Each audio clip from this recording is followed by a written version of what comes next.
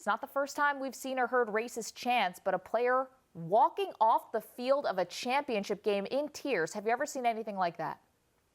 You know, I don't think I have specifically that instance, but it's far, far too common, especially in Europe, where I am right now here in Munich, to see examples of blatant racism taking place from the stands, often directed at black players. Sometimes it's monkey chants, sometimes it's bananas being thrown.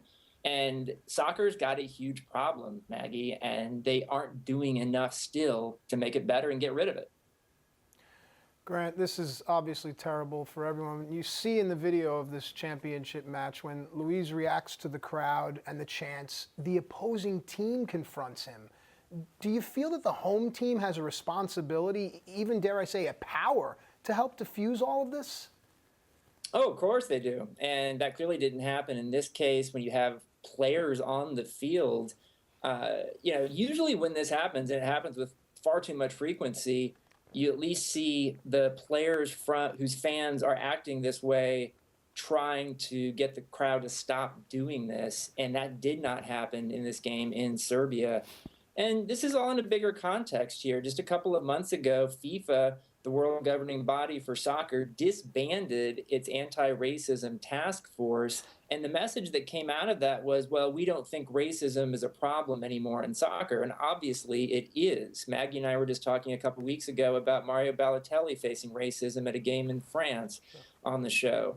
So what needs to happen here is this shouldn't be a light punishment for the fans of this team. Sometimes you see teams being fined, you see light punishments like that. I want to see teams lose points in the standings, and after repeat offenses, I want their season to be over. You can't, otherwise you're just condoning this. Yeah, I mean, Grant, FIFA clearly not taking this issue seriously enough. If we don't see changes soon, could it come to the point where games are going to be played in empty stadiums? Would perhaps leagues go that far? Well, we've seen that. We've seen crowd bans in response to violence in the stands, in response to racism in the stands. To me, that's not strong enough.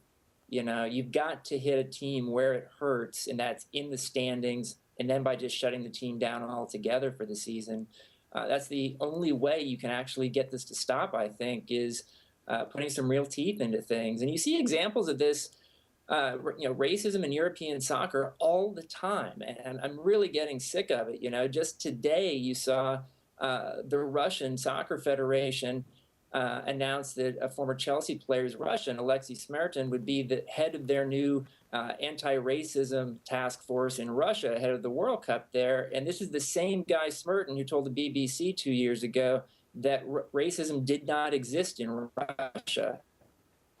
And so it's just a problem that hasn't been dealt with enough or nearly severely enough. And so that's why things like this ugly scene keep happening. Yeah, it's no question that the beautiful game is clearly marred by all this. Do more players need to do what Luiz did and walk off, stand up for themselves, and others who can't? Yeah, players should walk off the field instantly with the support of their teammates and all the players on the opposing team.